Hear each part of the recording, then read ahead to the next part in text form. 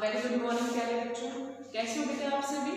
I hope आप सभी अच्छे होंगे, अपने घर पर होंगे और रेगुलर स्टडी कर रहे हैं। ठीक है बेटा, हम पढ़ रहे थे माइक्रोब्स इन ह्यूमन वेलफेयर, जिसके बारे में मैंने आपको थोड़ा ब्रीफिंग दे दी थी पहले। और हमने microbes in house hold products, जो हमारे हाउस होल्ड प्रोडक्ट्स हैं, जो प्रैक्टिकल लाइफ में डेली यूज में किचन में हमें यूज आते हैं, कुकिंग करते हैं हम जिनकी, for example your idli dosa curd हो गया आपका। ठीक है, फिर हमने ब्रेड के बारे में बात की थी। तो ये जो हाउस होल्ड प्रोडक्ट्स हैं, जो आपके डोमेस्टिक प्रोडक्ट्स हैं, इन सब के बारे में हम पढ़ चुके हैं। ठीक है, आई होप आपको क्लियर हो गई होगी सारी चीजें। ठीक है, मेन जो बेसिक हमारा जो है बेटा, माइक्रोब्स को यूज कर रहे हैं हम ह्यूमन बेनिफिट के लिए। तो अगर मैं हाउस होल्ड प्रोडक्ट्स की बात करूं या आपके इंडस्ट्रियल प्रोडक्ट्स की बात करूं या आपके जो और है बायो कंट्रोल एजेंट है, बायोगैस प्रोडक्शन है, जो भी है, ठीक है, मेन जो बेसिक हमारी मेटाबॉलिक पाथवे जो हम इसमें यूज कर रहे हैं, जिसके थ्रू माइक्रोब्स हमारा क्या करते हैं, हमारे डिजायर्ड प्रोडक्ट्स बना रहे हैं, वो बेसिक मेटाबॉलिक पाथवे आपका फर्मेंटेशन। ठीक है, मेन जो हमारा प्रिंसिपल है, मेथड है, वो क्या है बेटा, फर्मेंटेशन। तो आप याद रखेंगे फर्मेंटेशन प्रोसेस के थ्रू ही हमारे जो डिजायर्ड प्रोडक्ट्स हैं वो हमें ऑब्टेन हो रहे हैं। समझ में आ रही बात। ठीक है, तो हाउस होल्ड प्रोडक्ट जितने भी हमने देखे, कुछ केसेस में फर्मेंटेशन होती है बैक्टीरिया की हेल्प से, for example your idli dosa. ठीक है, कुछ केसेस में जो फर्मेंटेशन हो रही है that is with the help of yeast, जो कि सैकेरोमाइसिस सेरेवेसाई, जिसमें हमने हमारे नंबर ऑफ बेकरी प्रोडक्ट्स बनाए थे। समझ में आ रही बात। तो मेनली जो आपके फंगस है या बैक्टीरिया है वही यूज किए जाते हैं किसके लिए, फर्मेंटेशन प्रोसेस के लिए। समझ में आ रही बात। तो हाउस होल्ड प्रोडक्ट्स के बारे में हम बात कर चुके। आई होप आपको क्लियर हो गया होगा। फिर भी कोई डाउट रहता है बेटा तो आप पूछ सकते हैं। ठीक है, now in today's topic we will study about the role of microbes in industrial products. Industry level पे हम किस तरह से माइक्रोब्स का यूज करते हैं, whether it is a pharmaceutical industries और आप कह सकते हैं कि जो आपकी ब्रूअर्स इंडस्ट्रीज है जहाँ पे आपकी बेवरेजेस बनती हैं, तो वहां पर हम किस तरह से माइक्रोब्स का यूज कर रहे हैं, how they are helpful to human to get desired products. समझ में आ रही बात। आज हम उसके बारे में थोड़ा बहुत बात करेंगे। ठीक है, कि इंडस्ट्रियल लेवल पे, कमर्शियल लेवल पे हम माइक्रोब्स को कैसे यूज करते हैं अपने बेनिफिट के लिए। ठीक है, तो जिसमें सबसे पहला जो हमारा एग्जांपल है माइक्रोब्स का, दैट इज फर्मेंटेड बेवरेजेस। मैंने आपको अभी बताया था बेटा कि जो हमारी सैकेरोमाइसिस सेरेवेसाई है, उस फंगस को, उस ईस्ट को यूज किया जाता है किसके लिए, फॉर फर्मेंटेशन प्रोसेस। ठीक है, तो आपने देखा था जब हम बेकरी प्रोडक्ट्स के लिए उसको यूज कर रहे थे, then this yeast is also known as baker's yeast. ठीक है, in the same way when this yeast is used for the production of beverages, आपकी जो अल्कोहलिक और नॉन अल्कोहलिक ड्रिंक्स हैं उनको बनाने में हम फर्मेंटेशन प्रोसेस के थ्रू जब उनको बना रहे हैं, तो किस तरह से यही ईस्ट क्या कहला रही है, हमारी ब्रूअर्स ईस्ट कहला रही है। ठीक है, तो कई बार क्वेश्चन आ जाता है which one of the following is brewer's and baker's yeast, तो उसमें डिफरेंट एग्जांपल्स आ जाएंगे।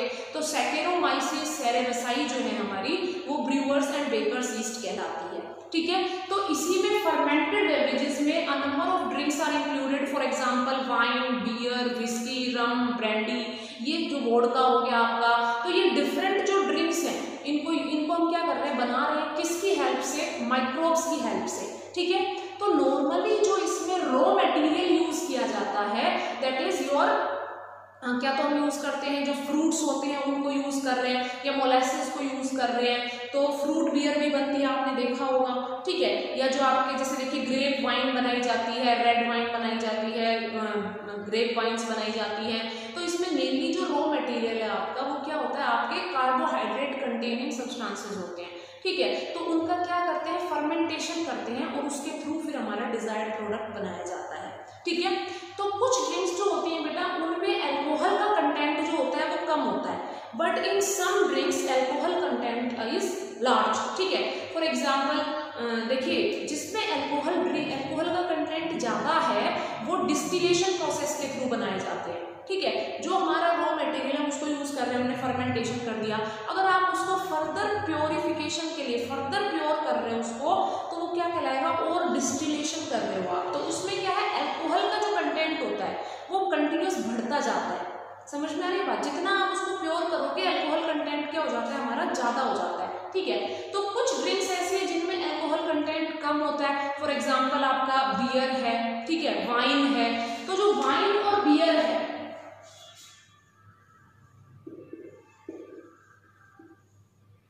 जो हमारी वाइन और बियर होती है उसमें अराउंड 5 to 4%, या आप कह लीजिए कि जो वाइन है उसमें होता है बेटा 3 to 6% एल्कोहल होती है सिर्फ, ठीक है, और जो बियर है आपके उसमें और अराउंड 9 to 12,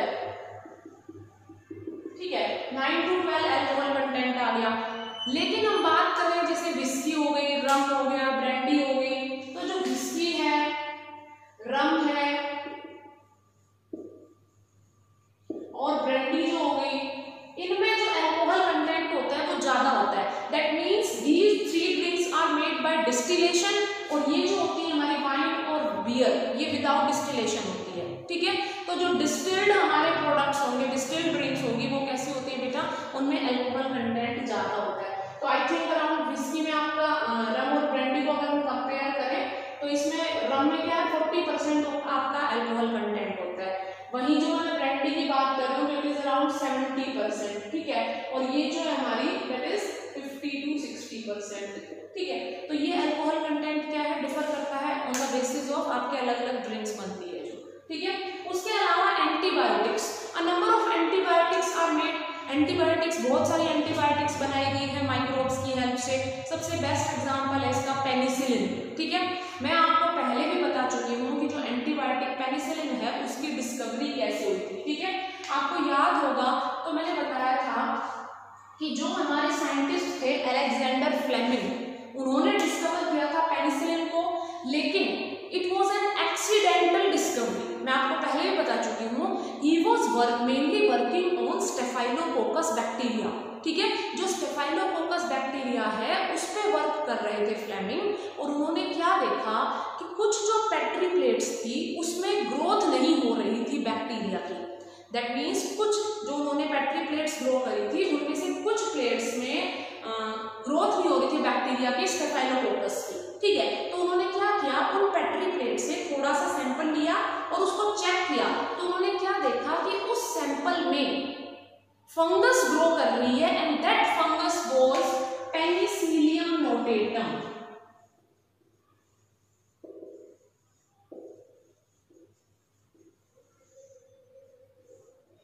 पेनिसिलियम नोटेटम, ठीक है। फिर इस पेनिसिलियम नोटेटम से पेनिसिलिन को आइसोलेट किया गया था, समझ में आ गई बात, ठीक है। तो इस तरह से पता चला कि पेनिसिलिन जो है, पेनिसिलिन जो पेनिसिलिन नोटेटम है वो क्या करती है, वो ग्रो नहीं करने देती स्टेफाइलोकोकस बैक्टीरिया को। उसके बाद धीरे धीरे एज एन एंटीबायोटिक को यूज करने वाले जो थे, दे वर 2 साइंटिस्ट, चेन एंड फ्लोरी। देखो इसकी डिस्कवरी तो कर दी थी अलेक्जेंडर फ्लेमिंग ने, ठीक है, लेकिन उसके बाद कि हम इसको पेनिसिलिन को एज एन एंटीबायोटिक यूज कर सकते हैं, किसकी ग्रोथ को इनहिबिट करने के लिए, बैक्टीरिया की ग्रोथ को इनहिबिट करने के लिए, ये किसने बताया था, ये बताया था चेन एंड फ्लोरी ने, ठीक है। लेटर ऑन वो all 3 scientists were awarded Nobel Prize in 1945 for the discovery of penicillin, ठीक है। पेनिसिलिन की डिस्कवरी के लिए फिर तीनों को ही नोबेल प्राइज मिला था, Chain and Florey and Fleming को, ठीक है, समझ में आ गई बात। तो एंटीबायोटिक्स मेनली जो है, देखिए एंटीबायोटिक भी हमने कहाँ से ऑब्टेन की, माइक्रोब से, और वो माइक्रोब क्या था, एक फंगस थी, पेनिसिलियम नोटेटम, ठीक है। तो इसी तरह से और भी बहुत सी आजकल तो बहुत अवेलेबल है एंटीबायोटिक्स, एम्पिसिलिन है, टेट्रासाइक्लिन आपने लास्ट लेक्चर में पढ़ा था, ठीक है, कैनामाइसिन हो गई। तो ये सारी जो है antibiotics they are isolated from, एक माइक्रो ऑर्गेनिज्म से हम आइसोलेट कर रहे हैं और ये क्या कर रही है, किसी दूसरे माइक्रो ऑर्गेनिज्म की ग्रोथ को इनहिबिट कर रही है। तो एंटी मीन्स अगेंस्ट, बायोटिक, हम एक बायोलॉजिकल ऑर्गेनिज्म को यूज कर रहे हैं टू स्टॉप द ग्रोथ और अगेंस्ट अनदर माइक्रो ऑर्गेनिज्म। तो इसको क्या कहते हैं हम, against life. Antibiotic means against life, ठीक है।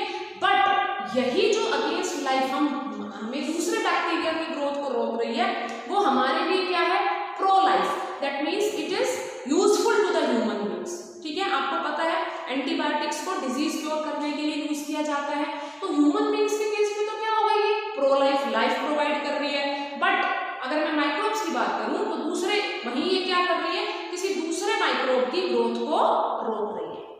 यहां तक समझ में आ गया, ठीक है। तो एंटीबायोटिक्स का मेनली जो रोल है, मेनली कहां से आइसोलेट की जाती है बेटा, माइक्रोब से। तो माइक्रोब्स एंटीबायोटिक ऑब्टेन करने में भी हेल्प कर रहे हैं, ठीक है। Other than that they are useful for the formation of chemicals, enzymes और other bioactive molecules. Bioactive molecules वो होते हैं बच्चों जो क्या करते हैं, लिविंग ऑर्गेनिज्म में यूज किए जाते हैं और उनके कंपोनेंट्स पे जाके एक्ट करते हैं, ठीक है। तो कुछ बायोएक्टिव मॉलिक्यूल्स है जो ह्यूमन बॉडी में यूज किए जाते हैं और ह्यूमन बॉडी में अगर कोई मेटाबॉलिक प्रोसेस हो रही है या कोई डिसऑर्डर कोज हो रहा है तो उसको वहां क्योर करने में हेल्प करते हैं। देखेंगे हम कैसे। तो पहले हम बात करेंगे केमिकल्स की। जो ऑर्गेनिक एसिड्स हैं, जो केमिकल्स आपके हैं जैसे ऑर्गेनिक एसिड्स हैं, अ number of organic acids can be isolated from the extracted from the microbes. इसमें पहला आता है आपका एस्परजिलस निगर। एस्परजिलस निगर क्या है बेटा, इट इज अ फंगस। ये क्या है, हमारी फंगस है, ठीक है। इससे हम ऑब्टेन करते हैं सिट्रिक एसिड। सिट्रिक एसिड क्या हमारा ऑर्गेनिक एसिड है which is obtained from the Aspergillus niger. अब इसका फंक्शन क्या है सिट्रिक एसिड का, it can be used in medicine, medicine में भी यूज किया जाता है। इसके अलावा डाई करते हैं हम, क्लोथ्स के डाइंग में भी यूज किया जाता है। जो हम इंक बनाते हैं, इंक में भी सिट्रिक एसिड का यूज किया जाता है। And sometime it can be used for the preservation of food items. आपके जो फूड आइटम्स हैं उनको प्रिजर्व करने के लिए भी हम सिट्रिक एसिड यूज करते हैं। आपने देखा होगा कि जो पैक्ड फूड आइटम होते हैं उनके बाहर कभी आप इंग्रेडिएंट्स देखना तो उसमें सिट्रिक एसिड का कुछ परसेंटेज मिलाया जाता है ताकि वो फूड जो है लॉन्ग टाइम तक प्रिजर्व रह सके, ठीक है। इसी तरह से एक और है Acetobacter acetyl which is a bacteria. ये क्या है बेटा, बैक्टीरिया है। इस बैक्टीरिया से हम ऑब्टेन करते हैं एसिटिक एसिड। एसिटिक एसिड तो आपको पता ही है, acetic acid is mainly used for the preparation of vinegar. Vinegar क्या होता है बेटा, सिरका, ठीक है। तो सिरका जो आपको यूज किया जाता है, आप पिकल्स में भी यूज करते हो उसको, ठीक है, या जो आपकी सैलेड होता है उसमें भी यूज किया जाता है। तो विनेगर के प्रिपरेशन में जो एसिटिक एसिड हम यूज कर रहे हैं that is obtained from the Acetobacter acetyl, ठीक है। उसके अलावा बेटा क्लोस्ट्रीडियम ब्यूटाइलिकम, ठीक है, नाम से ही पता चल रहा है क्लोस्ट्रीडियम ब्यूटाइलिकम। तो इससे जो एसिड ऑब्टेन हो रहा है दैट इज ब्यूटाइरिक एसिड। नाम से देख लेना ब्यूटाइलिकम, ब्यूटाइरिक एसिड, ठीक है। फिर देखिए ब्यूटाइरिक एसिड, बहुत कॉमन सी चीजें हैं, देखो ब्यूटाइलिकम, ब्यूटाइरिक एसिड, बटर। ये किसमें काम आता है, बटर की रेंसिडिटी। बटर खाते हो ना, अमूल का बटर लाते हैं हम रेडीमेड, उसमें देखते हो थोड़ा थोड़ा खट्टापन होता है। वो खट्टापन किस कारण से, ब्यूटाइरिक एसिड की वजह से, ठीक है, ताकि वो ज्यादा टाइम तक प्रिजर्व रह सके। तो ये क्लोस्ट्रीडियम ब्यूटाइलिकम से ऑब्टेन होता है butyric acid and that can be used for the formation of rancid butter. Butter की जो रेंसिडिटी होती है उसको मेंटेन करके रखता है। नेक्स्ट है लैक्टोबैसिलस। लैक्टोबैसिलस बेटा बताने की जरूरत नहीं है, हमने शुरू में ही पढ़ा था, कल भी पढ़ा था इसके बारे में। Lactobacillus is the bacteria through which we obtain lactic acid. Lactic acid को ऑब्टेन किया जाता है और ये लैक्टिक एसिड क्या करता है बेटा, you all know very well, it helps in the formation of curd. Curd बनाने में हेल्प करता है, ठीक है। नेक्स्ट है आपका एस्परजिलस निगर या पेनिसिलिन कह दूं मैं, पेनिसिलियम नोटेटम जो है हमारी एस्परजिलस निगर है, उससे हमें एसिड ऑब्टेन होता है दैट इज ग्लूकोनिक एसिड, ठीक है। ये जो ग्लूकोनिक एसिड है it is the component of calcium which is given to the infant, ठीक है। जो इन्फेंट्स होते हैं बेटा, जब उनकी टीथिंग आती है बच्चों की, छोटे बच्चों की जब टीथिंग हो रही होती है तो उनको कैल्शियम के टैबलेट्स या calcium in the form of syrup ये सब दिया जाता है, ठीक है, ताकि जो है उनकी टीथिंग में इजीली हेल्प कर सके और उनको पेन ना हो, ठीक है, क्योंकि टीथ क्या मेनली कैल्शियम के बने हुए हैं। तो उस टाइम जो टैबलेट्स आती हैं या सिरप्स दिए जाते हैं दे कंटेन ग्लूकोनिक एसिड। उनमें क्या प्रेजेंट होता है बेटा, ग्लूकोनिक एसिड। या नॉर्मली बच्चे में किसी तरह की कोई कैल्शियम की कमी ना रह जाए इसलिए क्या करते हैं, जो लैक्टेटिंग मदर्स होती है उनको भी टैबलेट्स के फॉर्म में कैल्शियम दी जाती है, या जो पाउडर्स आते हैं, पाउडर दिए जाते हैं फॉर द लैक्टेशन की, जो मिल्क फीडिंग मदर्स हैं उनका जो मिल्क है उसका प्रिपरेशन अच्छे से हो सके, उसमें कैल्शियम की कमी ना रहे, तो जो आपके पाउडर्स दिए जाते हैं उनमें भी ग्लूकोनिक एसिड प्रेजेंट होता है कुछ परसेंटेज, ठीक है। तो ये कुछ हमारे एग्जांपल्स थे ऑर्गेनिक एसिड के। नेक्स्ट आता है बेटा एंजाइम्स, ठीक है। एंजाइम्स जाहिर सी बात है जो एंजाइम हम ऑब्टेन करते हैं वो भी किससे करते हैं, माइक्रोब से। कुछ माइक्रो ऑर्गेनिजम्स होते हैं जो पर्टिकुलर तरह के एंजाइम से सिक्रीट करते हैं, ठीक है। इसमें फर्स्ट आता है तुम्हारा लाइपेज। नाम से ही पता चल रहा है बेटा, लाइपेज। एज मतलब तोड़ रहा, किसको? लिपिड को, ठीक है। तो देखो, जब भी ज्यादातर जो फूड आइटम्स होते हैं बच्चों, उसमें ऑयल प्रेजेंट होता है, ठीक है, लिपिड प्रेजेंट होता है। तो अगर उस ऑयल का स्टेन लग जाता है कपड़ों पे, तो हम क्या यूज करते हैं? डिटर्जेंट्स यूज कर रहे हैं, सोप यूज कर रहे हैं। तो लाइपेज जो है एंजाइम, वो जनरली कहाँ यूज किया जाता है? किससे ऑब्टेन होता है वो? कैंडाइडा लिपोलिटिका, ठीक है। ये इसका माइक्रोब है जिसके थ्रू हम लाइपेज को ऑब्टेन कर रहे हैं। तो ये लाइपेज कहाँ एक्ट करेगा? इसको हम डिटर्जेंट्स में मिक्स कर देते हैं। जब हम डिटर्जेंट्स बनाते हैं तो उसमें हम एंजाइम यूज करते हैं लाइपेज। किस कारण से? मैंने बताया आपको, जो ऑयल स्टेन्स, ऑयल के धब्बे लग जाते हैं कपड़ों पे, तो उस ऑयल के स्टेन्स को तोड़ने के लिए, उनके अंदर जो लिपिड है उनके बॉन्ड्स को ब्रेक करने के लिए लाइपेज एंजाइम का यूज किया जाता है, ठीक है। तो in the formulation of detergents, soaps, वहां हम क्या करते हैं? लॉन्ड्री जो इंडस्ट्रीज है मेनली आपकी, लॉन्ड्री इंडस्ट्रीज में जहां आपके केमिकल्स बनाए जाते हैं, डिटर्जेंट्स बनाए जाते हैं, वहां लाइपेज एंजाइम का यूज किया जाता है, ठीक है। नेक्स्ट आता है हमारा पैक्टिनेज एंड प्रोटीएज, ठीक है। पैक्टिन कहाँ प्रेजेंट है? तुम समझ जाओ, पैक्टिन से एकदम वर्ड याद आता है। अच्छा, सेल वॉल में, प्लांट सेल वॉल में पैक्टिन प्रेजेंट है, ठीक है। तो पैक्टिनेज और प्रोटीएज, आपके घर में जो रियल के पैक्ड जूस आते हैं, आपने देखा है, रियल जूस लेते हैं आप, ट्रॉपिकाना लेते हैं, वो जूस अगर आप घर में आप अपनी किसी मशीन से जो जूस बना रहे हैं, उसमें क्या होता है? उसमें बहुत ज्यादा फाइबर कंटेंट होता है, ठीक है। लेकिन वहीं अगर आप पैक्ड जूस लेके आते हैं मार्केट से, रेडीमेड, रियल है आपका या ट्रॉपिकाना है, उसमें आप देखते हैं दे आर मोर प्योरीफाइड, उनमें वो फाइबर कंटेंट बहुत कम होता है, ठीक है।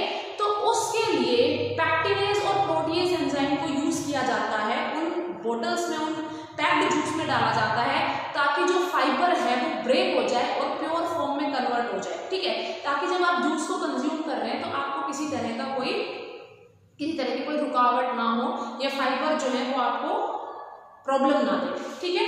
तो नॉर्मली जो पैक्टिनेज और प्रोटीएज है, they are also obtained from the aspergillus niger fungus, ठीक है। ये भी एस्परजिलस नाइगर फंगस से ही मिलते हैं। Other than that streptokinase, streptokinase जो एंजाइम है, नाम से दिख रहा है बेटा, it is obtained from Streptococcus bacteria. देखिए, बहुत से ऐसे केमिकल्स हैं, ऑर्गेनिक एसिड्स हैं, जिनके जो एंजाइम्स हैं they are related to that bacteria. उनके नाम क्या है? उस बैक्टीरिया से रिलेटेड है। देखो, स्ट्रेप्टोकाइनेज, स्ट्रेप्टोकोकस, ठीक है, लाइपेज, लाइपोलिटिका, ठीक है। इस तरह से याद रखेंगे आप। लैक्टोबैसिलस, लैक्टिक एसिड, ठीक है। एसिटोबैक्टर एसिटाइल, एसिटिक एसिड, इस तरह से याद रखिए ना बेटा, याद करने में इजी रहने चाहिए, ठीक है। देखिए, चैप्टर बहुत छोटा है, बट आप मान के चलिए नीट में इससे आप बिल्कुल मान लीजिए 3 से 4 क्वेश्चंस जरूर आते हैं, ठीक है। इसलिए थोरोली स्टडी करना है इसको। मेनली आपके जो टेबल है ना, इसी से मेन क्वेश्चंस आते हैं इसमें, ठीक है।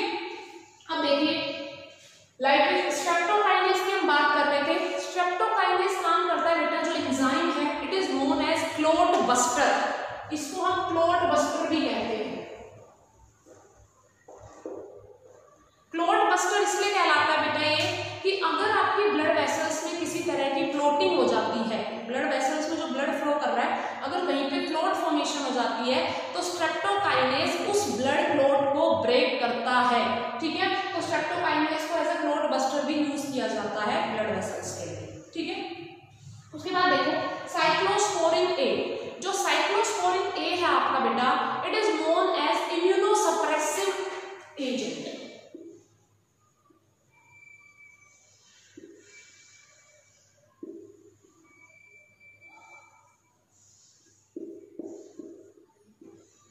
ठीक है, साइक्लोस्पोरिन ए ये हमारा जो है इम्यूनोसप्रेसिव एजेंट के रूप में काम करता है, मेडिसिन में इसको यूज किया जाता है। देखिए, जब भी हम किसी ऑर्गन का ट्रांसप्लांट करते हैं, एक डोनर से हम एक रेसिपिएंट में जब ऑर्गन को ट्रांसफर करते हैं, तो हमारा जो रेसिपिएंट है उसका जो इम्यून सिस्टम है वो क्या करेगा? उसके अगेंस्ट लड़ेगा, क्योंकि कोई फॉरेन पार्टिकल आप अंदर एंटर करा रहे हो बॉडी में, ठीक है। तो हमारा इम्यून सिस्टम क्या करता है? उसके अगेंस्ट एंटीबॉडीज बनाता है। तो साइक्लोस्पोरिन ए जो दी जाती है वो इसीलिए दी जाती है कि उस टाइम जो पर्सन है उसका जो इम्यून सिस्टम है वो कुछ टाइम के लिए सप्रेस हो जाए, ताकि जो हम ऑर्गन ट्रांसप्लांट कर रहे हैं वो इजीली उसकी बॉडी में जाके एडजस्ट हो जाए। समझ में आ गई बात? ठीक है, तो ये जो हमारा साइक्लोस्पोरिन ए है ये ऑब्टेन होता है हमें ट्राइकोडर्मा पॉलीस्पोरम से। ठीक है, ट्राइकोडर्मा पॉलीस्पोरम जो आपकी फंगस है उससे हम साइक्लोस्पोरिन ए को ऑब्टेन करते हैं। ठीक है, किसका काम कर रहा है ये? इम्यूनोसप्रेसिव एजेंट का। जब हम कोई ऑर्गन ट्रांसप्लांट कर रहे हैं एक इंडिविजुअल से दूसरे इंडिविजुअल में, तो जाहिर सी बात है बेटा जो रेसिपिएंट है, रेसिपिएंट जो इंडिविजुअल है उसका इम्यून सिस्टम उसके अगेंस्ट फंक्शन करेगा। लेकिन हम क्या करते हैं, उस रेसिपिएंट के इम्यून सिस्टम को कुछ टाइम के लिए सप्रेस कर देते हैं by giving cyclosporin A tablets. ठीक है, ताकि जो ऑर्गन है हमारा इजीली उसकी बॉडी में ट्रांसप्लांट हो सके। ठीक है, नेक्स्ट लास्ट जो है आपका दैट इज स्टेटिन। स्टेटिन जो है बेटा it is obtained from molluscs purpureus. ठीक है, मोलस्कस परप्यूरियस से स्टेटिन को ऑब्टेन किया जाता है। इसका क्या फंक्शन है? देखिए, स्ट्रेप्टोकाइनेज जो था यहाँ क्लॉट बस्टर का काम करता है। यही जो स्टेटिन है it is cholesterol lowering agent. ठीक है, किसी इंडिविजुअल का अगर कोलेस्ट्रॉल लेवल हाई हो जाता है तो क्या किया जाता है, उसे स्टेटिन के टैबलेट्स दिए जाते हैं ताकि उसका जो कोलेस्ट्रॉल लेवल है वो क्या हो जाए, डाउन आ जाए। समझ में आ गई बात? ठीक है, आई होप ये सारी चीजें आपको क्लियर हो गई होंगी। इसके नोट्स मैं आपको ऑलरेडी दे चुकी हूँ। ठीक है, ये था कि भाई माइक्रोब्स हमारे कहाँ कहाँ इन केस ऑफ इंडस्ट्रीज में हम उनको कहाँ कहाँ यूज करते हैं। ठीक है, अब कुछ और एप्लीकेशंस रह गई है। नेक्स्ट लेक्चर में हम पढ़ेंगे STP that is sewage treatment plant. ठीक है, जो सीवेज वाटर है उसको डायरेक्टली रिवर में डिस्चार्ज नहीं किया जाता। ठीक है, उससे पहले उसे क्या करते हैं, ट्रीट करते हैं उसे और उसको लेस पैथोजेनिक लेस पॉल्यूटेड करते हैं with the help of microbes. कैसे करते हैं हम ये नेक्स्ट लेक्चर में पढ़ेंगे। आई होप यहाँ तक आपको चीजें क्लियर है। अगर कुछ डाउट अभी भी बचता है तो बेटा आप मैसेज कीजिए मुझे या फोन करके आप अपने डाउट्स क्लियर कर सकते हैं। ठीक है, नोट्स को थोरोली पढ़िए, लेक्चर जो है आपका वीडियो लेक्चर उसे थोरोली देखिए और इससे रिलेटेड जो क्वेश्चंस हैं नीट के वो क्वेश्चंस आप सॉल्व करेंगे। फिर भी आपको किसी भी तरह का डाउट रहता है then you are free to ask. ठीक है बच्चों, थैंक यू बेटा।